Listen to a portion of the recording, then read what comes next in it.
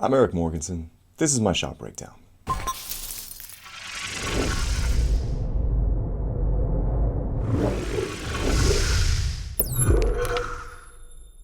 In this video, I'm going to talk about how I go about using myself for reference in shots with human behavior or humanoid characters. And we're going to look at a shot from the movie Bumblebee.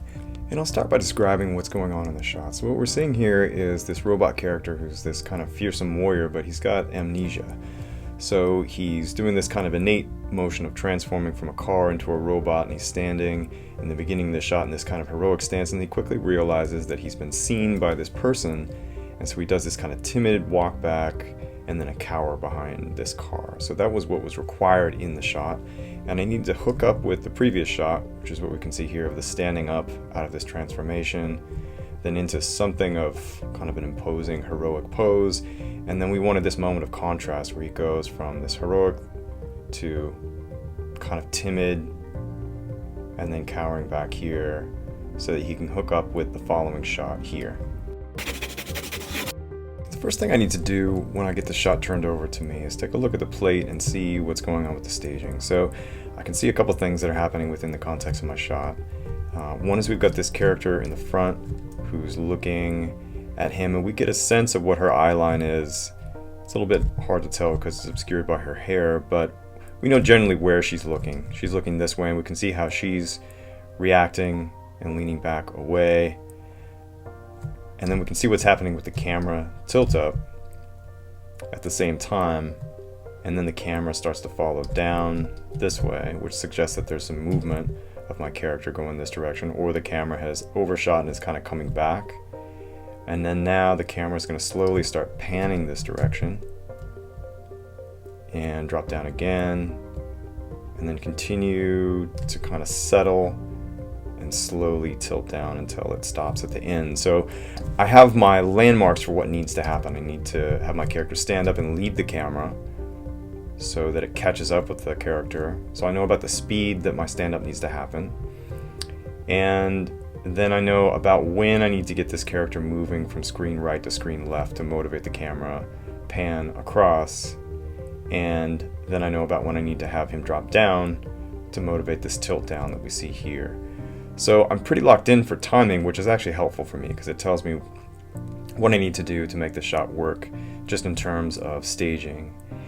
The other thing I'm looking at is this car. I know that I need to get my character behind it because that's how we see him in the following shots.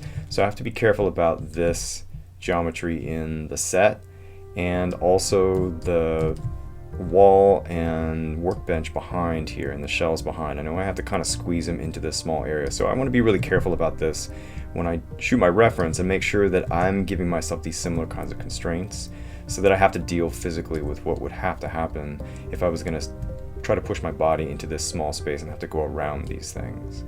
So let's take a look at what I did with my reference to accommodate these requirements.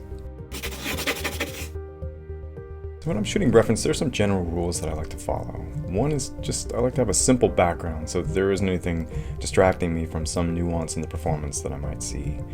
Another is I like to have clothes that are reasonably snug fitting because I want to be able to see the details of the performance in that regard too. So you notice here I've got a t-shirt and it's tucked in. The reason I've done that, I don't usually wear a t-shirt like this, but the reason I've done that is because having a belt buckle and having these belt loops is really helpful for seeing the direction that my hip is pointing. So for a moment like this where I'm shifting my weight and I can see that I've dropped my hip down this way as I'm unweighting this foot and I've twisted my hip over, it's really easy to read those things. If I had my t-shirt hanging down like this, I'd miss all that information.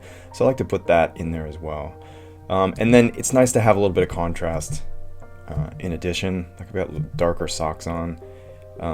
These might seem like really simple, mundane things, but they actually end up helping a lot for finding the details in a performance. And a lot of reference is just looking at those details and being able to break it down in as simple a way as possible. And if it's complicated and you've got distracting things in the background or distracting things in the clothing that you're wearing, it just makes it that much harder for you to do your job. And then I also want to pull my camera back far enough so that I can see what my feet are doing. So even in this case where in the shot we lose the feet, and here I actually haven't done a great job of, I'm losing my feet here too, but but I can still see pretty clearly what's going on. Ideally, I'd have my camera pulled back a little bit more and I could see how this foot is striking, and am I hitting more on the toe, or am I pivoting on a heel or spinning or whatever. I want to see all that kind of stuff. So there are also some specific things that I'm going to do for each shot. In this case, I want to set up my background so that it approximates what I'm seeing in the scene. And like I mentioned before, there's that car that I need to get behind. I need to get my character around. So I just set up these boxes here so that when I come around this way, I actually have something to react to. And I know that I've got to do this shuffling behind to get in between. I've also got something here behind me as another barrier. So I actually have to do physically what my character's got to do in the scene. Now, it's possible that I could just pantomime this and not worry about any of that, but it's more helpful to have these things in here, because you can see I'm actually doing this tactile thing here where I'm touching this object to get around it, and I'm just kind of keeping it in place there. Now, I'm doing this because I want to keep my eye on this person that my character is afraid of. So I want to look away from her as little as possible. That makes my character look more concerned and more scared. So putting the hand down here means I'm just going to look back here real quick, find my mark so that I don't bump into this thing, and then place my hand there so I can look back at that character that I'm afraid of. And then now I can cower behind this thing. And then finally, with regard to the camera, I want to, as much as I possibly can, shoot my reference from the same angle that we're going to see in the final shot.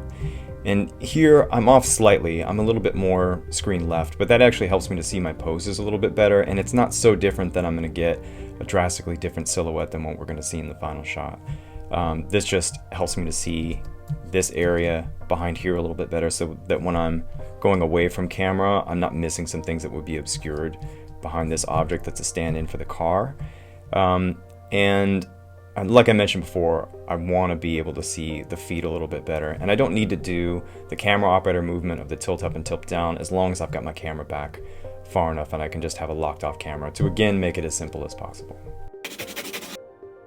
I know based on the blocking and based on the turnover that I got from the director that what we need to see is this kind of innate motion of him standing up, and it looks somewhat heroic and somewhat imposing, and then we have a bit of contrast where then he gets startled by this person he sees looking at him, and then we go into this moment of being timid and cowering and getting away. So doing transitions like this, that's usually the hardest part of a performance, where we're going from one state of mind to another, and we need to describe to the audience, how did it change?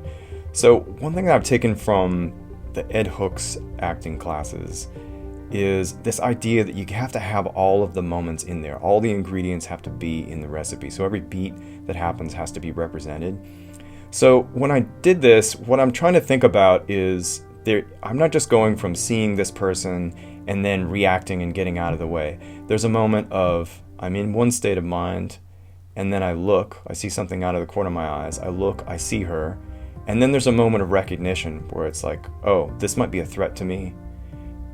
And then there's processing that of like, what does this mean? And then now realizing that this could be bad. Okay, well now I need to do something. And so now, okay, well I'm gonna get away. And where am I gonna go? Well, I'm not sure. Let's look in my surroundings and see where can I hide. Well, how about behind this thing? And then I look back and now I'm hiding back here like that. So those are all the ingredients. And there could be other ingredients. There could be other ways of describing this thing, but that's how I decided based on what the requirements of the shot were, that I needed to have all of these moments in there. And if I miss one of these, then it's going to feel like something happens and it's not justifiable from a storytelling perspective. It's not going to feel like it was motivated by some internal thought or feeling. Those are all of the things that mechanically need to happen in this performance, but how do I get my body to do this stuff? How do I actually physically do this myself? And so for me, the thing that I find helpful is to try to get into the state of mind of the character. There's a lot of different ways to do this. Different directors will direct you to get into a performance in different ways or get into the state of mind of a character in different ways. But one of the things that I find helpful is this concept of sense memory.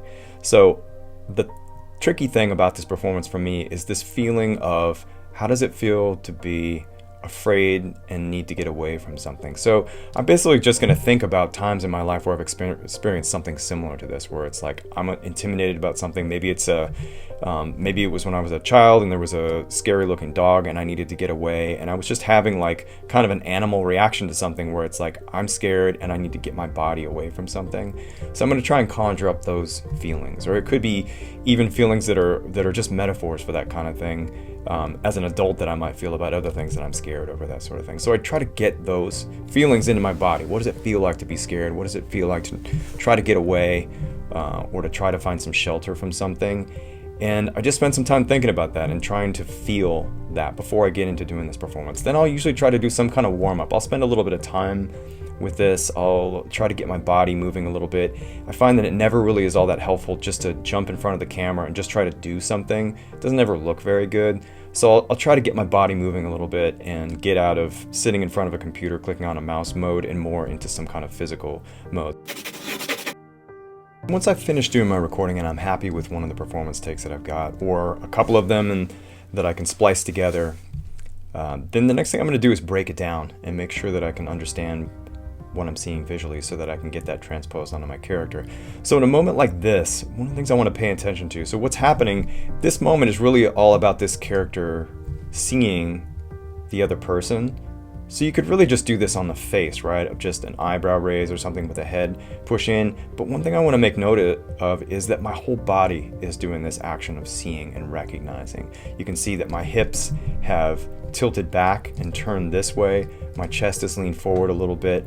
My arms have changed position. There's more tension in the arms there. I've dropped my hips down a little bit, and you can see that by the way that this knee is pushing out this direction and the other one a little bit towards camera. And I'm leaning in with my head, and I'm pushing with my chin a little bit. So this whole exercise of raising my eyebrows here to show recognition, it's a full body kind of emotion. It isn't just one thing. So I want to pay attention to that kind of stuff, because it's easy to lose that. It's easy to get fixated on the one part of it and then say like, well, I'll just deal with this later. I'll come back and look at this later. But I don't ever like to do it that way. When I put a pose in, I want all of the parts of the body to be involved in that pose. And then I'll go in and just take an accounting of what all my key poses here, and I might draw over them. The other thing I might do too is when I'm doing the draw overs, it may be helpful to start filling in the proportions of the character. So I might start changing this and looking at it in terms of what is my overall character's geometry going to be looking like. So I've got bigger hands, that kind of stuff, and bigger arms, legs and that sort of thing, and what are these panels going to look like. And I might do some of that stuff and build it into my pose breakdown if I find it necessary. So I want to start thinking about those things as well.